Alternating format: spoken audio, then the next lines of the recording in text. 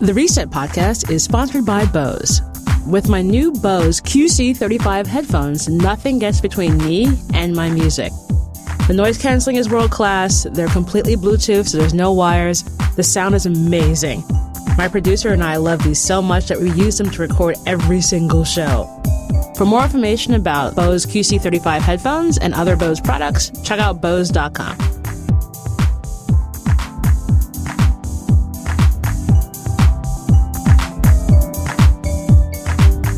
Hello! So welcome to the third installment of The Reset. I'm the co-founder of DFlash, Laura Mignott, your host and fearless leader.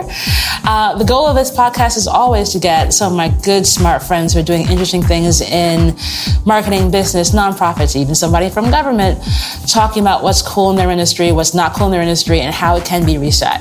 We've got the amazing Felicia Stingone, CMO of Grind, here to chat about what's happening in the world of nonprofits. Felicia is awesome, friendly, and one of the fiercest women that I know. So she's going to have a lot of great things to say. So, hi, Felicia. Hi, Laura. How are you? Good, I'm good. So the way that we always start the podcast is by having an icebreaker question. And it's a simple, easy one that always generates some crazy answers. So I'm sure you'll have one. Oh, yeah. So, Lady Felicia, what was your first job? Okay. So this is going to be a bit circuitous. My first job, like many of us, was in high school.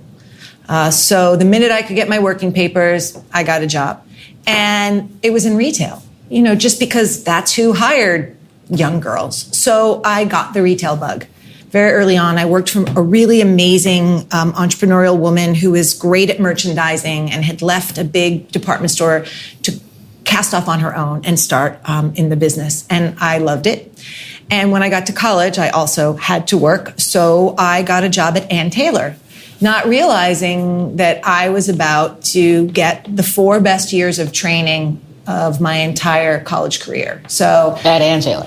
At Ann Taylor. So sure, I did internships in advertising. I did internships at newspapers, at publishing houses. I did all the right things for a person getting a degree in communications. But where I really learned my real life skills was learning how to upsell and cross-sell and merchandise at Ann Taylor. And I'm so grateful to that company.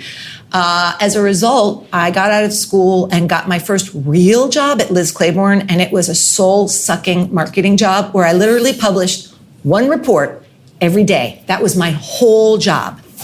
And I quit after 6 months. And, nobody did that back then. Like, nobody. My parents thought I was nuts. I had, literally a 400 square foot apartment in the West Village that I shared with 4 women. Oh, my God. No, we had Arnie Cox. How many bathrooms? 1. Sweet and Jesus. It was so small that when my friend's boyfriend had to use it, we all had to leave the apartment because his knees stuck out. He couldn't close the door.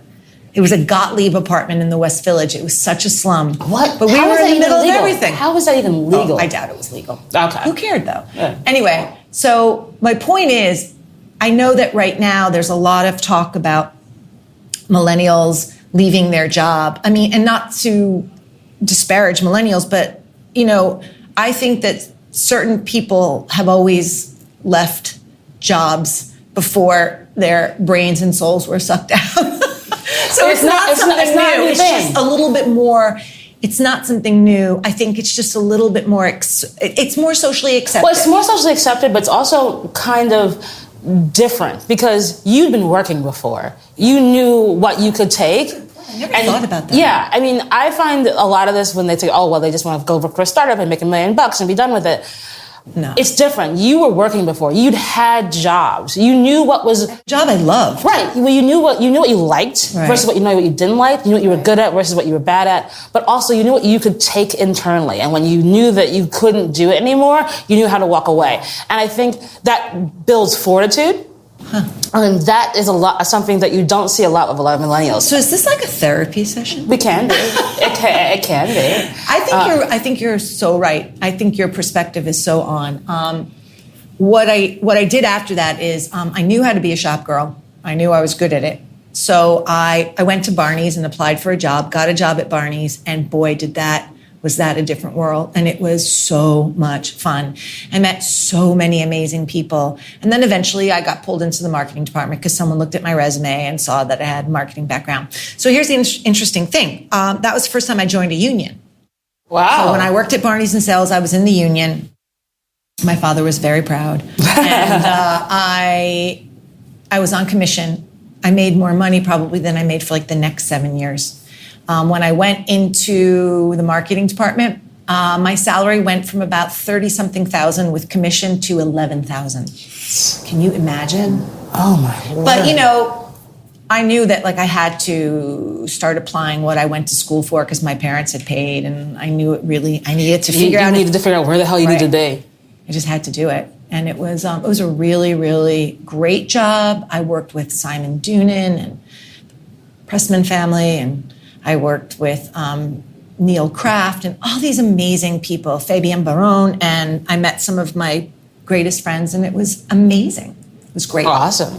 So it's interesting. So it's cool to see that that was where you started. Yeah. And now, where is Felicia? What do you do now? So what's really interesting is the one pleasure I always got out of marketing and PR was all the cause marketing. And it was the ability I've worked with everything. I've worked with Broadway Cares Equity Fights AIDS and getting money for them from Target as the Target marketing representative. I've been able to work with DFA, which I don't know if DFA exists, or GMHC during the AIDS epidemic, working with Barney's. And I saw the power of cause marketing and corporate dollars in the not-for-profit world when it was aligned, when their brand values were aligned, when their sense of, I don't want to say social justice because that's a whole nother thing, but when their sense of what the quote-unquote right thing to do was, right? And when it was genuine, it wasn't just, oh, here's a population that's not shopping with us. Let's throw some money against that population. Or here's a population that really likes us. Let's just keep throwing money at them so they buy more. So it wasn't really that. It started for me, we were losing people at Barney's weekly, and people just would stop coming to work. And then it would be another funeral. And, so we were participating in our community. And when I saw the power of that, there was kind of no going back. And so, what I'm doing today is I'm still at 52 years old trying to make the transition from for-profit to not-for-profit. It's been a long, long road. So, it's very, very difficult to wrap your head around how much less you make at a mid-sized not-for-profit. If you go to a very large not-for-profit, you can make a very good salary. Live that life. Yeah. And I think you can also make a very good salary at some arts not-for-profits because they're driving paid revenue. Because of my family and my responsibility to my husband and kids, I just never was in a position where I could readjust the salary expectations in my career. Yeah. So after school, once I was settled at work and had a place to live and an income, I started volunteering. I always felt like I needed to figure out how to make a connection in the community. You're a do-gooder. Yeah, I think so. I also had a lot of spare time. And what's this thing called spare time? It doesn't exist anymore. Yeah. It's just like, oh. Yeah. Today, I wouldn't have had that time. I would have been on Tinder. Or I would have been on Tinder. You were on Tinder? No, I wasn't, but I would have been. Oh. I mean, why not? Well, because it's scary. Yeah. It's so scary. I think it's fun from where I sit, but I can imagine. No, it's not a good place to be. It's a very, you go down the rabbit hole so quickly, and you're just like, what? We can talk about Gary Steingart's book about love in the digital age, but we'll move on. We'll do that. We'll have a book group another time. No, God. Love in the digital age, it doesn't work. Yeah. I'm scared for my girls. Well, they're in college and high school now, right? Yeah. By the time they get out, there'll be new toys to play with. Okay. So you'll be fine. They can hologram boys of their own creation into their rooms. They'll make the perfect dude who's like, all of the best attributes. Like their dad. Of course. And you've been married a long time. So you're like you guys are the rare exception of like normal people. We have a lot of normal people friends. And we have a lot of divorced friends who are normal too. But the point is, I actually started volunteering because it literally, didn't have time to do it. Yeah, that's the thing I'm saying. Like people just don't have the time to do this stuff. Yeah. Like, I'm going on this mountain quest to like serve kids in like the Himalayas, and you're like, okay, this is some BS. I didn't have the money to do that kind of stuff. That's just. I couldn't get on a plane. No one can do I couldn't afford to join the Peace Corps. I couldn't do those. Well, that's the thing. Those are rich people volunteering. Yeah, I call I call that. Sorry to any. I don't mean to be offensive. Yes, you can totally be offensive. That's sorry. the whole point. No, you're supposed to be. Like, I call them fake ass volunteering, because it's like, yeah, I want to take a year off and go backpack around, South America and like teach kids how to read. I'd love to do that, but if I took off a year for work, I would have no home. I wanted to teach illegal immigrants in the East Village how to read. I thought that was a little more urgent. That was a more pressing need at this point, and you could actually make a positive difference to someone who's literally staying next to you. Yeah, well, my dad's an immigration attorney, so and I learned to speak Spanish, and my dad's, I used to work in my dad's office. He spoke Spanish. I got to tell you, it was kind of easy. I went to Grace Church in the Village, joined the Go Project, started tutoring, loved it. Worked for New York Cares, loved it. GMHC, blah, blah, blah, just kept doing it. And realized that I wanted to eventually work in that area. I did eventually get a job in not-for-profit. I was the head of, it's an odd title, but marketing and business development for the 92nd Street Y, the most amazing organization ever. And I humbly realized that you have to understand the world of not-for-profit. It's arrogant to think that you can come from the business world, the for-profit world, and you're going to teach the not-for-profit something. There are a lot of things that each business model can borrow, and I think there is a hybrid now more than ever before. There are even hybrid legal status and tax statuses, but technology also probably normalizes a lot of that. Technology does level the playing field, and that's interesting, and we can talk about that. But I think that selling a product with through shared values is one thing. Getting people to give away something for nothing for those shared values is something else. And I also learned that there are special skills and tools that really need to you need the experience. You can go to school and learn these things, but then you need to apply them. We need to work in the real world. I always find the people who have never done a thing in their life. I'm going to work for a nonprofit. I'm like, well, do you know how to do a budget? It's insulting, yeah. It's like, these are people whose job it is to really make a difference, and they're not coming at it because it's like, oh, their passion project this week. It's like, they know this is going to make a difference, and they've worked at it. And working at that means that they may have worked elsewhere first. And they've made lifestyle choices. And they can now comfortably do this with fire and with passion. And I always find it, because my good friend is also in the nonprofit world. And is that the Israeli girl? Yeah. It's crazy because she just moved to Chicago, and she's now at her first tech startup after spending her entire career in nonprofits. And the learning curve and the culture change is shell-shocking. Right, it's both ways. Because she's like, how do you waste so much money on coffee when we're doing our donations to help kids in Ethiopia learn how to read? Yeah. The disconnect is so vast. I also think the cultures are very different. I mean, fast forward to that union conversation we had. When I worked at the 92nd Street Y, I think the most difficult thing for me, more than anything else, was that my entire staff, other than maybe 4 managers, senior managers, were union.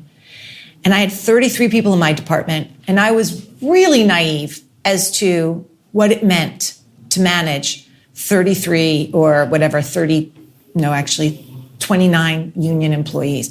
Not that one is better or one is worse. Because it's just different. It's just a very different way of managing.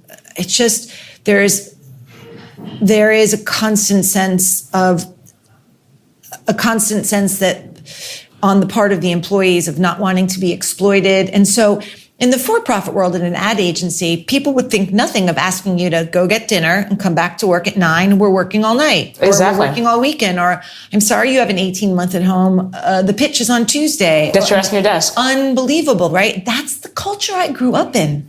So it was difficult from that point of view. The other point of view is, and this is where we get into the meat of the conversation, is in the not-for-profit world, development rules. In the for-profit world, marketing rules. Now, let me just say, I also believe that operations rules and systems rules, but what I'm saying is in this whole marketing versus development, the product rules. So I'm just saying that the fancy pants in a for-profit organization, sales and marketing, right? They're on the front lines. They're making people the money. They're making the cash money. One hopes they have a great product to sell, right? So you're kind of like the shiny toys, the superstars. You're doing like the fun, creative stuff. You're crunching the numbers. You're responsible for the big P&L, right? And also, you're just as responsible when the numbers are bad as they are when the numbers are good. You're only as good as a last pitch. Nobody's dying. Nobody's not getting food. You're not literally clearing cancer. Nobody's home is going to get washed away by a flood. And again, I also think it's important to remember how many different types of not-for-profits there are, right? There's social service. There's education. There are NGOs. There's arts organizations. I mean, the list goes on. It just goes on. I think the reason I was able to make a transition was, I had been on boards for like a decade before I went. So I understood development and board relations and fundraising, I thought. But I think also because arts not-for-profits function a little bit more like regular for-profit businesses because generally they're driving revenue. So 92nd Street Y, when I worked there, I think at least 40% of the revenue at that time, which was quite a while ago, was earned revenue. Wow. And the rest was individual Before we giving. all start talking about pay to own and earn. Yeah. So, earned revenue versus contributed revenue, right? So most organizations in like the social services, they're not making any money. It's all contributed. There's government grants, there's individual giving. It's really a hustle to get your money. It's hard. And not only is it hard to get it, you got to jump through hoops to get it. You got to jump through hoops to keep it. You're generally not getting it in perpetuity. You're getting it for like 2 to 3 year. Teeny tiny. And then you have to sometimes create new products to get it or new services to get it. And right, then you have to big do old grant. And then you have to do the reports and the follow-up and wow. The respect is insane. Now, is there a lot of ritualistic waste and a lot of nonsense there? Yeah, but that's another story. So then you get to the earned revenue. So one of the things that I think is really exciting, and so do a lot of people in the world today, is that wouldn't it be great if some of these not-for-profits could find out what they do and do well and turn it into at least one earned revenue stream, just to keep them sustainable. So like at God's Love, just one little earned revenue stream and see where that goes. So when I worked with God's Love We Deliver, I worked with them for maybe 15 years. I was on the development committee. And we talked about, should we do another fundraiser? And again, they've come a long way since then. A lot of that is from very generous donors, and they're just a very together organization. But one of the things we thought about is, what do we do at God's Love We Deliver that we do better than anyone? And that was, we know how to feed sick people. Other organizations know how to feed people. We know how to feed sick people. And that's very specific. Well, it's also about the fact that you are specialized in something. And I think oftentimes the stigma around nonprofits is that it's just giving money away. Like, I don't care how you do it. You're right. And I think that's where the level of like nuance and curation comes in with people like you who like have such a broad, vast experience that you're able to look at this problem as not just, this is not a money problem. It's also a stylistic, it's a functional and it's an operational the product situation, and then be able to use those skills effectively to actually be good about it. Yeah, I think you're absolutely right. And so what they finally came to the conclusion of, now there's a whole network of organizations in every city that feed sick people. It's an incredible it's not really an organization, but they're affiliated. There's Project Open Hand in San Francisco. Project Angel Food, I think, in Los Angeles. I don't remember all the names because it was quite a while ago. But one of the things that they were thinking about at the time, and I think they eventually did it, was they were thinking about doing catering and brownies, and then we're like, well, why don't we package our knowledge and our expertise and kind of do consulting or publish books? And so I think eventually that's what they did. But if you look at the strategic decision, it would have been so much money invested in coming up with a shelf-stable brownie and then doing marketing and competing with all the other brownies out there. What they did was far less glamorous and exciting and far less consumer-friendly, but far more profitable and right in the sweet spot of their skill set. And the people who pay attention to it. Right. And that's the thing. It's like when you have a nonprofit that's effective, you are talking to people with things that they can relate to, whether it be products, services, or the mission. Right. And they recognize the need and the urgency. One of the things that happened at an organization like God's Love We Deliver is people with AIDS started living healthier, longer lives due to a cocktail of medications. It stopped becoming a problem that was incredibly urgent. The disease changed, the disease life cycle changed, and then a lot of the AIDS funding dried up. So they started feeding people with Parkinson's, people with cancer, and think about it. Think about the design, engineering, innovation, someone with Parkinson's. You can't give them a big bowl of peas. Maybe you don't give them soup. Right. That's like the level of nuance, right? But that comes from someone who's a marketer. Who's like, actually, or just you just understand from a functional side of the universe, right? It's funny that you think it comes from marketing because you know why? That's how you think of marketing. You think of marketing as people who look at the marketplace and help influence needs. This had nothing to do with marketing. This is probably all strategy. And that's another humbling thing. When I went in, I thought marketers had all the answers. Right. People in the not-for-profit world are insanely overeducated. I have never met a bunch of people. A friend of mine went to the Robin Hood Foundation to do some work after a very successful career, and he was so intimidated by just the level of intensity and the number of advanced degrees that these people had. So that didn't come out of marketing. That came more out of strategic thinking. But that brings me to what you're saying. I think that the word marketing really it's almost not the right term to use for a not-for-profit. Communications is, right? Not necessarily marketing, because marketing it's a little bit more about revenue. The only place I really think marketing is important is in, like I said, right now, is in arts organizations that are literally driving revenue, through selling tickets, right? I think that it's communications. Marketing is a sub-function of communications. Development. Really? All marketing and communications are in a not-for-profit. See, I'm learning. Development. Yeah, I'm still learning. This is my opinion, but my sense is that the people getting the money are the most important people, other than that are not actually serving the cause, right? The people out there getting the money, they're helping to shape how the data is collected. They are, they have to think 6 months, 6 years out to get these grants. This is the data we need to collect, right? To get these grants, these are the people we need to know. So they are an incredibly talented group of people. And I think if they have great marketing partners, great communications partners, that partnership is amazing. Sometimes you'll see marketing reporting into development. Sometimes you'll see them coexisting, like marketing is like a creative services department. It's very different in all of them.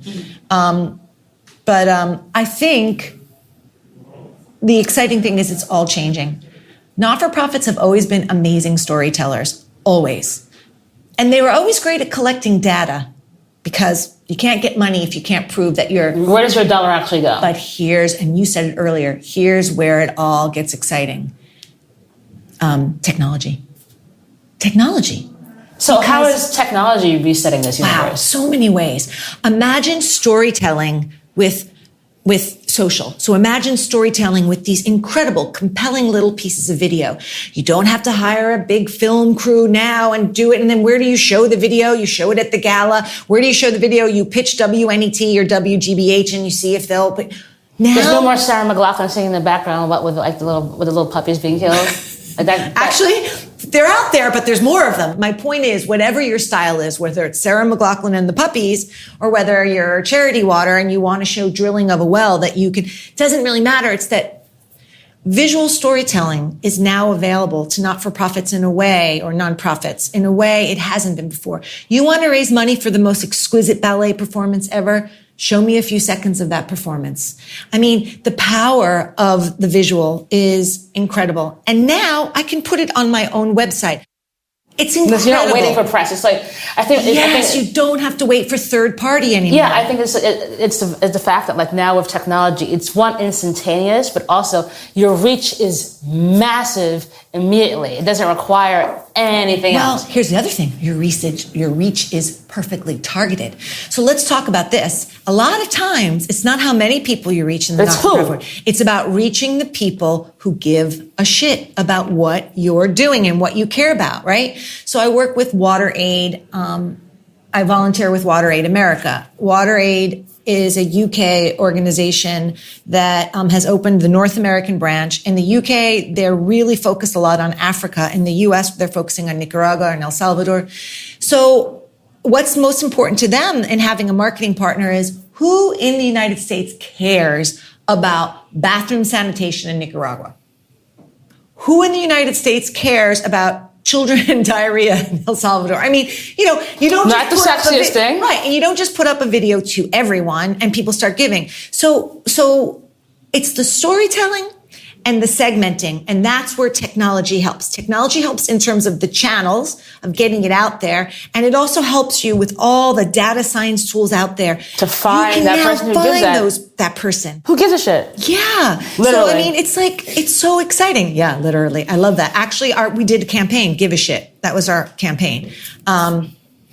It was amazing. They actually put toilets out in the park, but again, another conversation.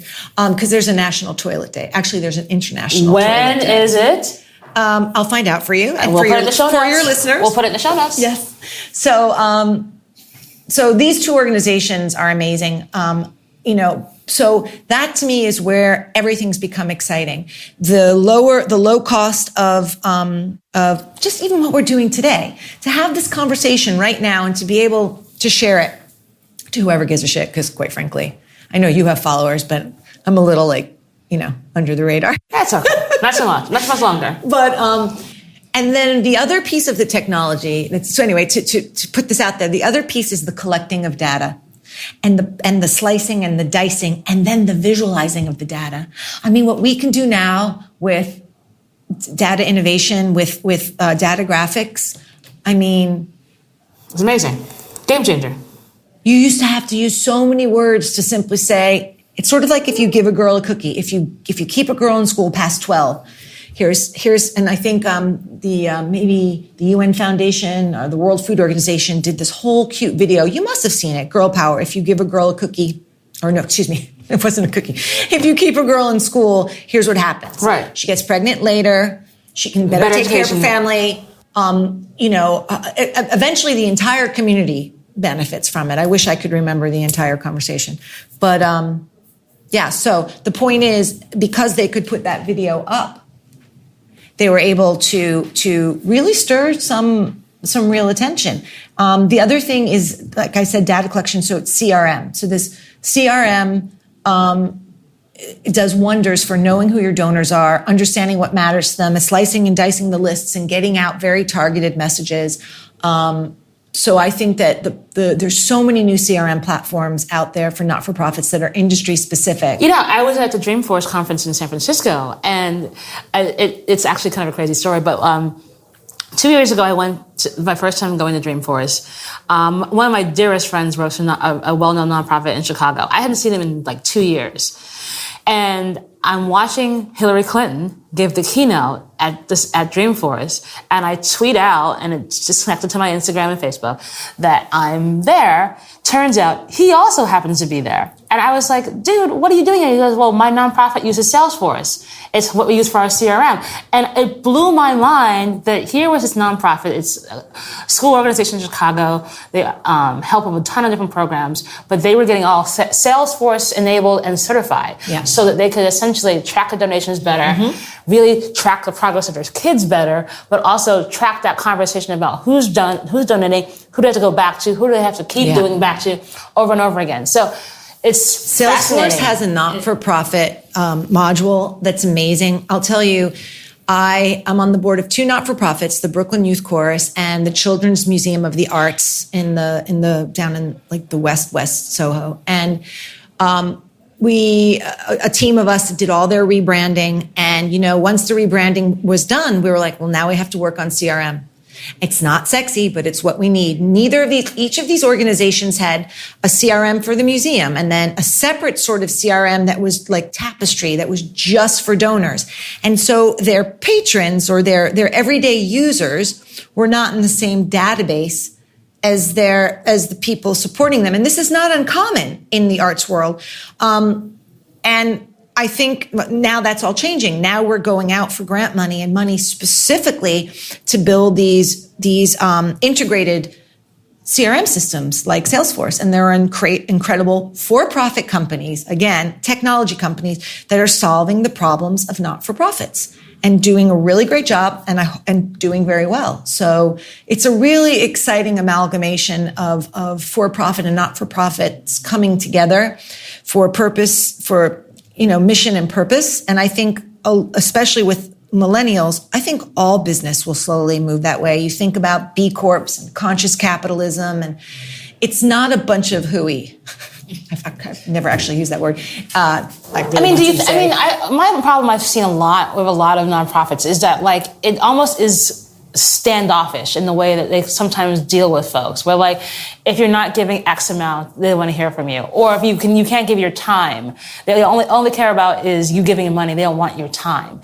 And I think it sounds like what technology, which democratizes everything, is also democratizing the ability for you to actually give your time, engage in ways that you couldn't before. You can share a video, charity work. Yeah, exactly. Right? Now, if you can't go to Africa and help build that well or write that check for $10,000, you can tell everyone about it. You can tell everyone in your network of your 1,000 friends and tell them to do that. Exactly. Or it's my birthday. Exactly. Don't send me a happy birthday on Facebook.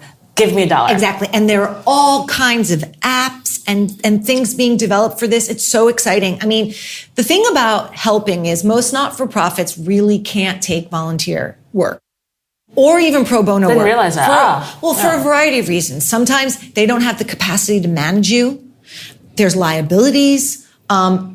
They may not think you're good enough. And they don't want to be in a position there's a million reasons. And so again, there's that naivete that if I just show up and offer, they want me.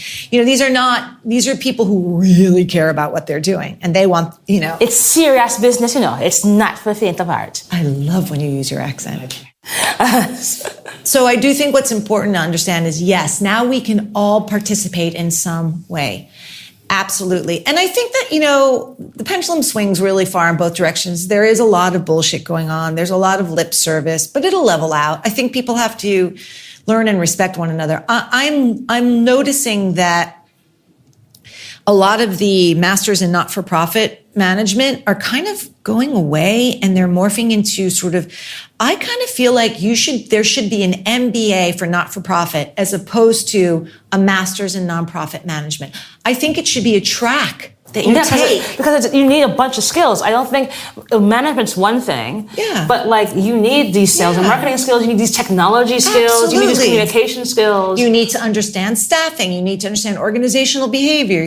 Now there are different legal and financial mechanisms that you need, but you could take it on a track, social venture, not-for-profit. So I think eventually that will be the sign that it's really folding in to understanding that not-for-profits have to adhere to the best business principle, best practice, and for-profits should start to adhere to the best practices of not-for-profits. And it shouldn't be so different.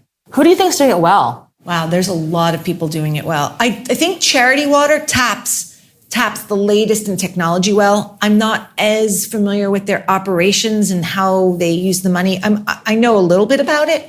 But I think they've really seized on the communications piece. I think BAM in the art space just blows my mind. Absolutely blows my mind. They have the best shows. And they have amazing marketing. They have amazing graphics and amazing sense of their brand. I'm a brand strategist. Yeah, it's like the brand of self. It's a brand event. And you're you see something from BAM and it's BAM. If I can get tickets, I'm going. I think, I don't want to disparage others, but I think of all the New York arts organizations, they're really good. So what's the future hold for all of this? I don't know, but it's very exciting. And you know what? It's going to move fast because everything these days moves really quickly. Hella fast. It used to take a really long time when you saw a change coming on the horizon, but I think it's so exciting. So I'll talk to you about B Corps. Do you know about B Corps? A little bit, but it's a little funny for me. Okay, so B Corp is literally a legal status of a business, LLC, C Corp, B Corp. It's not in every state. I think right now I'm pretty sure that there's something called B Labs, which is a consulting group that's evangelizing and advocating to make B Corps exist in every state. But basically, these are corporations like Patagonia, like Uncommon Goods, that are just trying to adhere to the highest standards of sustainability and positive impact on the world around them. I think that the more you see for-profits doing that and engaging and partnering with not-for-profits, like I said, the more you'll see the line blur. And I think that's where it's going. Awesome. But boom. Thank you so much, Felicia. I mean, you've just got knowledge for days, and I love hearing you talk about the thing that you're so passionate and so good at. I am passionate. We'll put all the awesome information that Felicia's been talking about in the show notes. Be sure to check it out. Follow Felicia at Brooklyn View on Twitter, and we'll see you next time at The Reset. Thanks so much. Bye.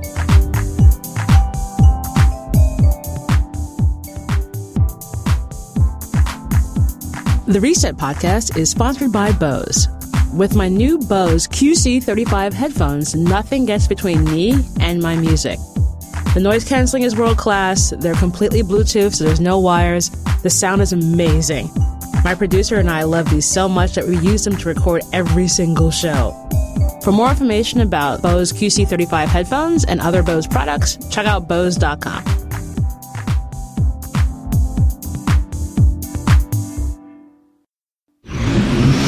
Audiation.